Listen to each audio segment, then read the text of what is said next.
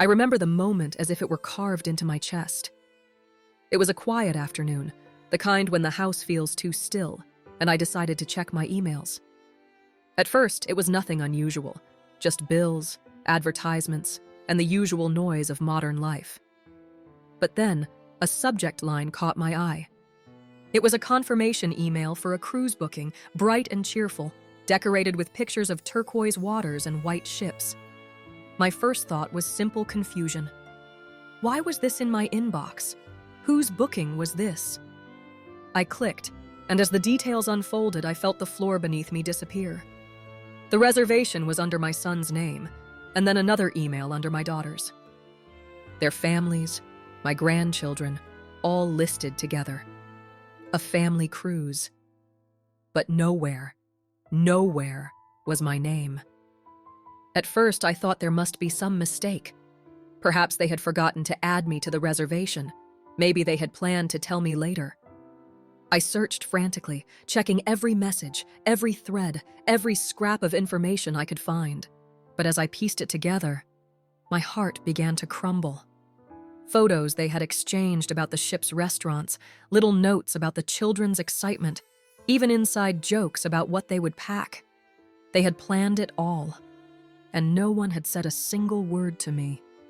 I sat there in the glow of the screen, my hands trembling on the keyboard. The silence of my living room pressed against me like a heavy blanket. The clock ticked on the wall, but time itself seemed to stop. I remembered other times, when family vacations were incomplete if I wasn't there, when every gathering had me at its center, cooking, organizing, making sure everyone felt loved. And now, in this cruel discovery, I realized I had been silently moved to the margins. It wasn't just a trip they had hidden. It was a truth I had been avoiding for years. They no longer saw me as essential. I was becoming invisible, even to the very people for whom I had given everything. Tears blurred the screen as I whispered into the empty room. Why would they do this to me? But deep down, I already knew the answer. In their eyes, perhaps I was too old, too fragile, too much of a burden to bring along. That thought cut deeper than any knife. And in that moment of heartbreak, I understood one thing. I had a choice: to stay silent and let myself fade away, or to find a way to remind them that I still belonged. Now I want to hear from you. If you discovered your family planned something this big without you, what would you say? Comment the word family below so I know you're with me. Don't forget to subscribe for more stories like this. The days that followed were heavy, as if the air itself had thickened inside my home. I would walk through each room and everything seemed louder in its silence. The hum of the refrigerator, the creak of the old wooden floor, the ticking of that clock on the wall. But inside me, it was a storm. The kind of storm that doesn't rage outside your window but inside your heart. I couldn't stop thinking about it. Every memory I had of summers spent at the beach with the children, of Christmas mornings where my kitchen smelled of cinnamon and fresh pie, of birthdays where balloons filled the house and laughter bounced off the walls. All of it clashed with this new, bitter reality. They had built new memories, and this time they had chosen to leave me out. I sat in my favorite armchair by the window, staring at the neighborhood I had known for decades. Children rode their bikes down the street, neighbors tended their lawns, and life moved on as if nothing had changed. But for me, everything had. I felt like a shadow watching a world I no longer belonged to. The thought began to gnaw at me. Maybe they saw me as a burden. Maybe my slower steps, my occasional need for help, my gray hair and tired eyes made them think it would be easier to leave me behind. And oh, how that thought pierced me. After all the years I had poured myself into raising them, caring for them, being their safe place, was I now too much? Too inconvenient? I replayed the years in my mind. The nights I stayed awake with fevers that weren't mine. The sacrifices of dreams so theirs could be born. The way my hands aged while serving plates at the table so theirs could remain strong. And still, they chose to go on without me. The pain wasn't just in being excluded. It was in the message behind their silence. That I was no longer needed. That my role in this family had ended. And in that pain, I began to shrink within myself. Meals tasted like nothing, the television became background noise, and nights stretched on endlessly. The house, once full of voices, now echoed with the truth. I was alone. I prayed for answers, whispering into the darkness of my bedroom. God, am I already forgotten? Am I no longer worth remembering? Tears dampened my pillow more nights than I can count. But underneath all the sorrow, something else began to stir. It wasn't loud, not yet. It was a small ember of resistance. Because deep inside, I wasn't ready to accept that I could be erased so easily from the story I had helped write. If you've ever felt invisible, left behind by the ones you love, let me know in the comments. And don't forget, subscribe so you don't miss what comes next. The story is only beginning. The more I thought about it, the heavier the weight became. I would wake up in the middle of the night, my chest tight, my mind replaying the same questions. Should I let this go? Should I stay quiet, pretend I never knew, and allow them to leave without me? Or should I fight for my place in the family I gave everything to? Silence seemed easier. I told myself that maybe if I ignored it, the pain would fade. I could stay home, close the curtains, and distract myself with books or the soft hum of the television. But deep down, I knew the silence would eat me alive. Because silence was more than just absence. It was surrender. I thought of moments when I had chosen silence in the past. Times when I wanted to speak up, to say how hurt I was, but swallowed the words for the sake of peace. And every time, that silence had left a scar. This time, the scar would be too deep. Then the other side of me rose up. The side that remembered who I had been before the gray hairs, before the fragile bones. I had been strong. I had built this family with my bare hands and endless devotion. Why should I let myself fade into the background now? I wasn't just a memory. I was still here, still breathing, still capable of love, laughter, and life. For days, the battle raged inside me. I walked the house like a ghost, picking up framed photographs of family vacations, studying the faces of my children when they were small. My thumb would brush over their smiles, and I'd whisper, "You needed me then. Why don't you need me now?" One morning, I looked at myself in the mirror. The reflection staring back at me had tired eyes, but behind them was a spark I thought I had lost. That was when I knew. I couldn't just sit quietly and let myself be erased. If they didn't invite me, I would invite myself. I didn't yet know how I would do it, or what I would say. But the decision was made. I would not be forgotten.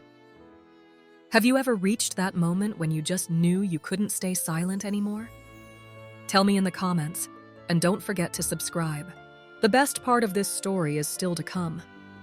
Once the decision was made, my heart carried a new kind of weight. Not of sorrow this time, but of determination. I began to search quietly, almost like a thief in my own life, gathering the pieces I needed. I found the exact departure date buried in one of the emails. The ship's name gleamed like a promise. Bold letters, blue and gold, the kind of cruise that people save for years to experience. My children had chosen it for themselves, but now it would become mine too. I didn't tell a soul. Not my neighbors, not the ladies from church, not even the cashier at the grocery store who usually coaxed a smile from me. This was my secret, and I held it close to my chest like a precious jewel. The night I purchased my ticket, my hands trembled so badly I had to steady them on the table. The confirmation screen glowed back at me, asking for payment, asking for commitment. I hesitated only for a breath, then pressed the button. In that instant, I wasn't just an old woman forgotten by her family. I was a woman reclaiming her place. I pulled my small suitcase from the back of the closet. The zipper squeaked, stiff from years of disuse. but it opened as if waiting for this moment. Folding clothes felt different this time. Every shirt, every pair of shoes was layered not only with fabric, but with courage. I packed lightly, but inside that case was the weight of everything unspoken, every tear shed, every sleepless night that had led me here. As the day approached, my heart pounded louder. At times, doubt crept in like a shadow. What if they were angry? What if they rejected me even more openly at the port? What if I embarrassed myself in front of strangers? But the ember inside me burned brighter than the fear. For once in my life, I wasn't going to let their choices decide my worth. The night before the departure, I couldn't sleep. I sat by the window, watching the moonlight spill across the empty street. I whispered to myself, "Tomorrow they'll see me. Tomorrow they'll remember who I am." If you've ever had to gather your courage in secret, you know how heavy that silence can feel. Comment strength below if you understand, and don't forget to subscribe, because what happens next will take your breath away. The morning of the cruise arrived with a chill in the air, though the sun shone brightly above the harbor. I dressed carefully, choosing clothes that made me feel dignified, strong, like myself again.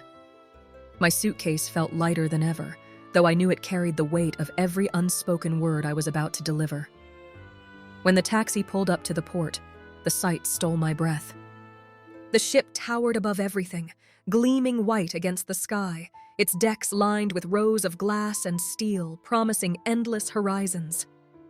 Families bustled around me, dragging their luggage, snapping photos, children squealing with excitement. And then, there they were, my family. I spotted them instantly, as if my heart had been waiting for this moment. My son with his arm around his wife, my daughter kneeling to tie her little boy's shoelaces, the grandchildren bouncing with joy, their voices carrying over the crowd.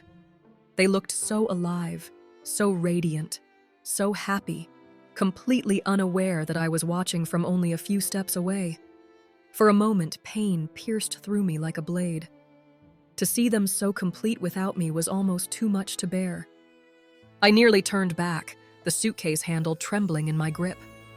But then, a fire lit in my chest. I hadn't come this far to disappear again. I took a deep breath and began walking toward them. Every step felt heavy, like dragging years of silence across the pavement. The closer I got, the more their laughter and chatter reached me, until suddenly my son's eyes flicked in my direction. He froze. His smile faltered. Slowly, one by one, the others turned to see me. The world seemed to still in that instant. The children stopped bouncing, my daughter's face went pale, and my son's arm fell away from his wife's shoulder. Their expressions were a mixture of shock, guilt, and disbelief. The air between us thickened, charged with a silence louder than any words.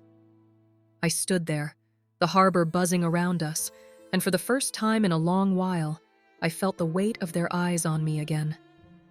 What would you do in that moment, when every eye turns to you, expecting silence, but you know your voice has to be heard? Comment voice if you understand, and don't forget to subscribe, because the next part of this story is the one you'll never forget. For a heartbeat, no one moved. The harbor noise seemed to fade, the chatter of travelers turning into a distant hum. It was just us, me standing there with my small suitcase, and them frozen in disbelief. My granddaughter's tiny hand slipped from her mother's grasp, her wide eyes fixed on me. My grandson whispered something, but no one answered him. I kept walking until I stood right in front of them, close enough to see the sudden tension in my daughter's jaw, the way my son shifted uncomfortably, his eyes darting away as though searching for an escape. They looked at me as if I were a ghost, someone they thought they had left behind but who had returned, undeniable and unshakable. My chest rose and fell as I tried to steady my breath. For days I had rehearsed this moment, wondered what I would say, how I would sound. But standing there, all the words I thought I'd prepared dissolved into the raw truth beating inside me. I didn't need a speech. I needed one sentence, one truth that would cut through the silence louder than anything else. I opened my mouth, and my voice came out firm, steady, carrying years of love and pain. I still belong to this family, and you won't erase me so easily. The words dropped between us like a stone in still water, rippling through their hearts in ways they couldn't hide. My son's lips parted, but no sound came. My daughter blinked rapidly, her eyes shining with tears she refused to let fall. The children looked from face to face, confused, yet their instinct was stronger than their understanding. Both of them rushed forward, wrapping their small arms around me, clinging as if they feared I might vanish again. The dam inside me broke then. Tears burned my eyes as I held them tight, their warmth pressing against the hollowness that had lived in my chest for weeks. Behind them, my children stood frozen in the weight of their shame. I had spoken, and the truth could not be unsaid. Have you ever spoken words that changed everything in an instant? Comment truth if you understand that feeling, and don't forget to subscribe. The story isn't over yet. The most powerful moment is still to come. The silence that followed my words was heavier than steel. For a moment, I thought they might turn away, pretend they hadn't heard me, and carry on without me. But then I saw it, the crack in their composure. My daughter's lips trembled as she finally lowered her head, tears slipping down her cheeks despite her efforts to hold them back. My son took a deep breath, but it shuddered, his chest rising and falling as if the weight of my words had knocked the air out of him. The grandchildren clung to me tighter, their little arms wrapped around my waist as though anchoring me in place. Their innocent voices broke the silence. "Grandma, you came. We wanted you to come." That simple truth, spoken without shame or hesitation, pierced deeper than anything else. My son's face turned red, guilt radiating from every line. He tried to speak, stammering, "Mom, we thought..." But the words failed him. My daughter reached out a trembling hand as if to touch me, but pulled it back, afraid she didn't deserve to. Their eyes said what their mouths could not. Shame, regret, the realization that they had hurt me in ways they never intended, or perhaps had never truly considered. I stood tall, though my legs trembled beneath me. For the first time in a long while, I wasn't the quiet shadow standing on the sidelines of their lives. I was seen, I was heard, and the truth was undeniable. I still belonged. Tears filled my own eyes, but they were not just from pain anymore. They were from release, from the power of finally saying what I had buried for too long. I could feel the weight shift between us. They could no longer deny me, could no longer erase me. My sentence had shattered the illusion they built, and in its place stood something raw, painful, but real. Around us, strangers slowed their steps, sensing the gravity of the moment. But I didn't care who watched. My world was in front of me, my children, my grandchildren, and they were finally forced to face what they had done. In that fragile silence, I realized something. Sometimes it takes only a few words to change the course of a life. Have you ever spoken just one sentence that changed everything? Comment courage if you know what that feels like. And don't forget to subscribe. The ending of this story will stay with you forever. After my words hung in the air, the silence finally broke. My daughter stepped forward first, her face wet with tears she no longer tried to hide. Her voice cracked as she whispered, "Mom, I'm so sorry. We thought it would be easier for you.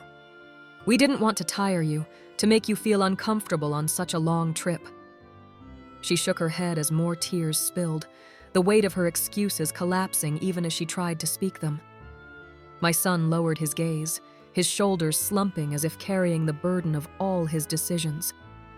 "We thought we were protecting you," he murmured, his voice barely audible over the crowd. "But we were wrong. We left you out." "We hurt you." His words trembled with guilt, but in them I heard the truth. They finally understood what they had done. I held my grandchildren close as my daughter reached for me, this time not pulling away. Her arms wrapped around me, tentative at first, then fiercely, as if she were clinging to something she had almost lost forever. My son followed, placing his hand gently on my shoulder, his eyes glistening with unshed tears. In that moment, the icy wall between us cracked and melted. Their shame turned to sorrow, and their sorrow to a desperate longing to make it right. The harbor, once filled with laughter and chaos, now seemed to fade away, leaving only the sound of our hearts trying to heal. We boarded the ship together, the children skipping at my side, proudly pulling me along as if to show the world, "She belongs with us."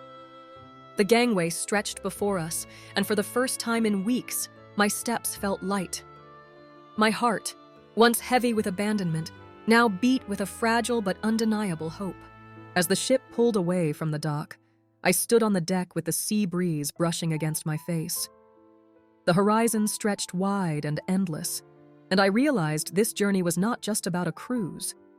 It was about reclaiming my place, about reminding them and myself that love doesn't vanish with age, that family doesn't expire with time. I whispered to myself as the waves sparkled beneath the sun. They almost forgot me, but I reminded them. And now we begin again. What would you have done if you were in my place? Tell me in the comments. I want to hear your heart. Don't forget to subscribe so you never miss another story like this one. And stay tuned because the next story will touch your soul just as deeply.